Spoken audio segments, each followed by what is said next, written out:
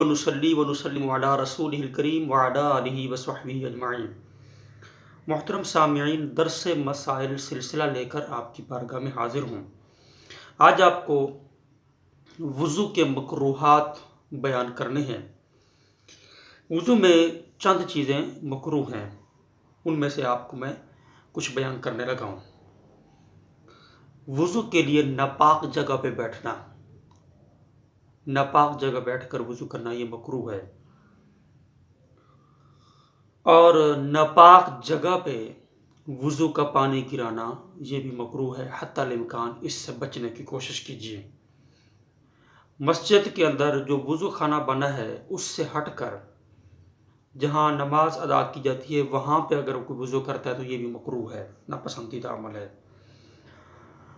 اعضائے وضو سے لوٹے وغیرہ میں قطرے ٹپکانا، اگر وضو کر رہا ہے اور وضو کے لیے پانی برتن میں ہے، اس میں پانی استعمال شدہ کے قطرے ٹپکانا یہ بھی مکروہ ہے۔ قبلہ کی طرف تھوک یا کھنکار ڈالنا یا کلی کرنا، قبلہ کی جانب منہ پانی پھینکنا کلی کا، اور تھوکنا کھنکارنا یہ بھی مکروہات میں سے ہے۔ اسی طرح بغیر ضرورت کے فضول دنیا کی باتیں کرنا یہ بھی مکروہ ہے۔ زیادہ پانی خرچ کرنا وضو کے لیے، وضو میں یہ بھی مکروہ ہے۔ یاد رکھیے، اللہ کی کوئی بھی نعمت ہے، اسے ضائع کرنا یہ گناہ ہے۔ ہر چیز ضرورت کے مطابق بقدر ضرورت استعمال کیجیے، ایسے خواہ مخواہ ضائع اسے مت کیجیے۔ اتنا کم پانی خرچ کرنا کہ سنت ادا بھی نہ ہو یہ بھی مکروہ ہے۔ منہ پر پانی مارنا یا منہ پر پانی ڈالتے وقت پھونک مارنا یہ بھی مکروہ ہے۔ آرام سے چہرے کو دھوئے، ایسے پانی جو ہے مارے نہیں چہرے میں۔ ایک ہاتھ سے منہ دھونا یہ بھی جو ہے خلاف سنت ہے، دونوں ہاتھ سے منہ دھونا چاہیے۔ گلے کا مسح کرنا بھی مکروہ ہے۔ بائیں ہاتھ سے کلی کرنا یا بائیں ہاتھ سے ناک میں پانی ڈالنا یہ دونوں مکروہ عمل ہیں۔ کلی بھی دائیں ہاتھ سے کریں اور ناک میں جب پانی چڑھانا ہو تو وہ بھی دائیں ہاتھ سے چڑھائیں۔ ہاں، اگر صاف کرنا ہے تو پھر بائیں ہاتھ کی چھوٹی انگلی ناک کے سوراخ میں ڈالیں گے۔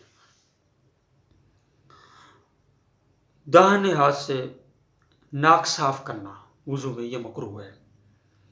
اپنے لیے کوئی لوٹا وغیرہ خاص کر لینا، کوئی برتن، کہ اس سے صرف میں وضو کروں گا اور اس سے کوئی وضو نہ کرے، یہ بھی اچھی بات نہیں ہے۔ جس کپڑے سے استنجا کا پانی خشک کیا ہو اسی سے وضو کے اعضاء کو نہیں پوچھنا چاہیے، اگر ایسا کریں گے تو یہ بھی مکروہ ہے۔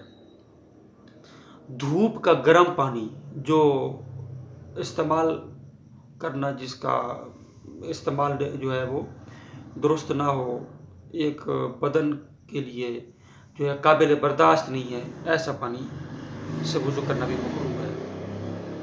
ہونٹ یا آنکھیں زور سے بند کرنا یہ مکروہ ہے، کیونکہ اس میں اندیشہ ہے کہ ہونٹ اگر بند کیا جائے زور سے یا آنکھوں کو یوں فل زور سے بند کیا جائے تو یہ جگہ خشک رہنے کا اندیشہ ہے، اس لیے یہ مکروہ ہے۔ اگر خشک رہ جائے تب تو وضو ہوا ہی نہیں، نہ بھی رہیں خشک تب بھی اس طرح بند نہیں کرنے چاہیے۔ کوئی بھی سنت ہو اسے ترک کرنا یہ مکروہ میں شامل ہوگا۔ تمام سنتوں کو ادا کریں۔ اللہ تبارک و تعالی سے دعا ہے